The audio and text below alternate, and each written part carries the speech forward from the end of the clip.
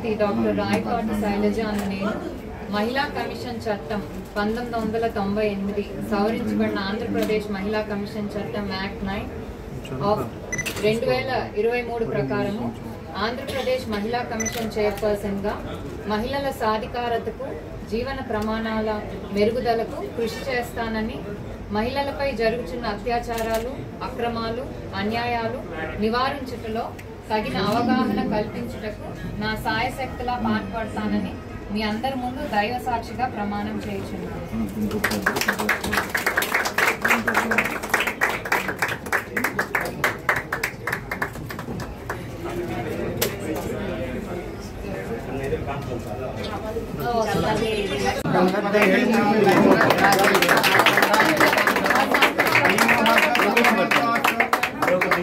शतञ्जीव शरदावर्धमान अनुगत्यातं भवति शतमनन्दं भवति शतवैश्वर्यं भवति शतमिति शतन्दीर्घमायुः आयुष्येवेन्द्रिये प्रतिष्ठति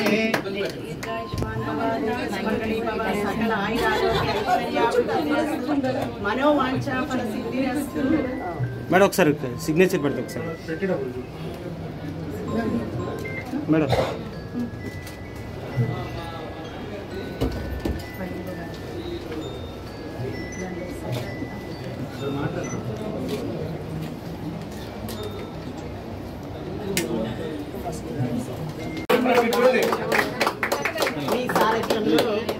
మరింత ముందుకెళ్ళాలని డైరెక్ట్గా అంటే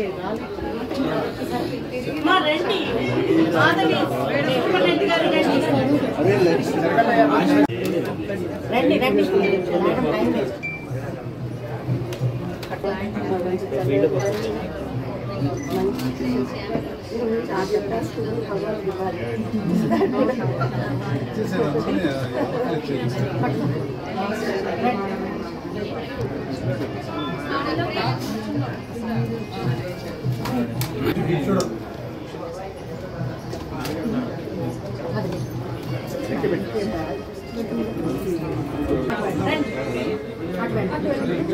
వెనక్కి వస్తే అందరూ వస్తారు కదా, వెనక్కి రావచ్చు కదా. అన్న వచ్చావన్నా చాలా ఈ రాదు కదా.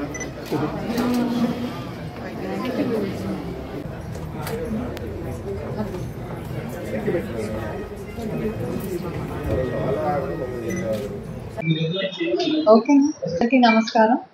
రాష్ట్ర మహిళా కమిషన్ చైర్పర్సన్ గా నియమించినందుకు ముందుగా ప్రభుత్వం తరఫున చంద్రబాబు నాయుడు గారికి, ఉప ముఖ్యమంత్రి పవన్ కళ్యాణ్ గారికి, అలాగే లోకేష్ గారికి, మరి కూటమి ప్రభుత్వానికి కూడా ధన్యవాదాలు తెలుపుకుంటున్నాను. ఒక నమ్మకంతో, నాపై ఒక భరోసాతో ఈ బాధ్యత, ఇంత బరువైన బాధ్యత అప్పగించినందుకు వాళ్ళు చూపించిన ఏదైతే నమ్మకం ఉందో ఆ నమ్మకం నిలబెట్టుకుంటానని మాటిస్తున్నాను. అలాగే మహిళా కమిషన్ అనేది మహిళలపై జరిగే నేరాలకు కానివ్వండి, అత్యాచారాలకి వాళ్ళ సమాజ హక్కు నిలబెట్టడానికి ఆంధ్రప్రదేశ్ రాష్ట్ర ప్రభుత్వం మహిళా కమిషన్ని స్థాపించింది. సో అలాగే భారత రాజ్యాంగం ప్రకారం కూడా మహిళల హక్కులు సంక్షేమ సాధనకు మహిళా కమిషన్ తోడ్పడుతుంది. ఆంధ్ర రాష్ట్రంలో ఉన్న మహిళలందరికీ ఏ ఇబ్బంది కలిగినా కూడా, ఎక్కడైనా మీకు అన్యాయం జరుగుతుంది అనుకుంటే, మీ హక్కులు కాలు రాస్తున్నారు అనుకుంటే తప్పకుండా మీరు నేరుగా వచ్చి మహిళా కమిషన్ని సంప్రదించవచ్చు. గత 5 ఏళ్లలో కూడా చూసాం, మహిళా కమిషన్ కేవలం అదొక నామకే వాస్తేలాగా మిగిలిపోయింది. ఎవరికి న్యాయం జరగలేదు. ఎందుకంటే అమరావతి రైతులకి ఏదైతే అన్యాయం జరుగుతున్నప్పుడు నేను కూడా మహిళా కమిషన్ని సంప్రదించాను. ఇక్కడ న్యాయం జరగకపోతే మళ్ళీ నేషనల్ విమెన్ కమిషన్ కూడా వెళ్లాల్సిన పరిస్థితి మాకు వచ్చింది.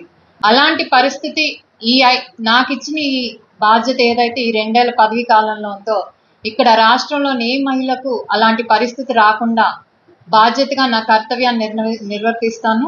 ఇది ఏ పార్టీకి అండగా నిలబడే ఒక పొజిషన్ కాదండి.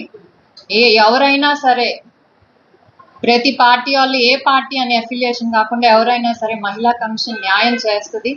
ఇది ఆంధ్రప్రదేశ్ ప్రభుత్వం చేత ఇచ్చిన పోస్ట్ కాబట్టి ప్రతి ఒక్కరికి న్యాయం జరిగేలా, ఎవరి పక్కన కూడా బయాస్ లేకుండా అందరు న్యూట్రల్గా ఉంటూ ప్రతి ఒక్కరికి న్యాయం జరిగేలా చేస్తాము.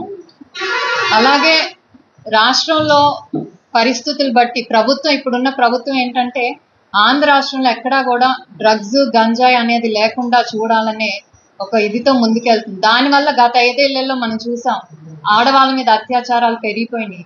అందుకని కూటమి ప్రభుత్వం ముందు అధికారంలోకి రాగానే ఆ గంజాయి వాటిని అణిచివేయాలని ఫస్ట్ స్టెప్ తీసుకుంది. కాబట్టి అదొక ఆడవాళ్ళ మీద అత్యాచారాలు జరగటానికి అదొక కారణం తగ్గిపోద్ది మనకి. అలాగే మనం మహిళా కమిషన్ తరపు నుంచి ఏంటంటే అవేర్నెస్ అనేది ఒకటి క్రియేట్ చేయాలి. పాఠశాల లెవెల్ నుంచే ప్రతి పిల్లలకు కూడా రెస్పాన్సిబుల్గా ఎలా ఉండాలి, పరస్పరం గౌరవించుకుంటూ ఆడవాళ్ళు కానీ మగవాళ్ళు కానీ పరస్పరంగా గౌరవించుకుంటూ ఎవరిపైనా కూడా అవహేళన చేయకుండా రెస్పెక్ట్ ఇచ్చుకుంటూ ఉండాలనేది మనం కమిషన్ తరపున ఒక అవేర్నెస్ ప్రతి స్కూల్ లెవెల్స్ నుంచి కూడా జరగాలి. అలాగే ప్రతి ఒక్కళ్ళు కూడా బాధ్యతగా సోషల్ మీడియాని, ఈరోజు సోషల్ మీడియాలో గత 5 ఏళ్లలో చూసాం, ఇప్పుడు చూసాం ఆడవాళ్ళ మీద చాలా అసహ్యంగా ఇష్టం వచ్చినట్టు మమ్మల్ని ఏమీ చెయ్యర్లే అనే ఒక ఇదితో ఆడవాళ్ళ మీద చాలా ఇదిగా పోస్టులు పెట్టడం కానీ అవన్నీ చేస్తున్నారు. వాళ్ళెవరికి కూడా గత 5 ఏళ్లలో ఎవరు మహిళా కమిషన్ తరపు నుంచి కానీ వాళ్ళకి ఏ శిక్ష పడలేదు. ఇక నుంచి అలాంటి పోస్టులు కానీ లేకపోతే మహిళలను దూషించడం కానీ అవహేళన చేయటం కానీ క్యారెక్టర్ అసాసినేషన్ అలాంటిది ఏమన్నా జరిగితే మాత్రం మేము ఊరుకునేది లేదండి. ప్రతి మహిళకి రెస్పెక్ట్ ఇవ్వాలి. భారతదేశంలో ముఖ్యంగా మహిళలను పూజిస్తారు ప్రతి ఒక్కరు. అది మాటల్లోనే కాదు మన చేతల్లో కూడా చూపించాలి. సో ఈ బాధ్యత నేను నిలబెట్టుకుంటాను. నాపై ఉంచిన నమ్మకంకి నేను న్యాయం చేస్తానని అనుకుంటూ థ్యాంక్ యూ.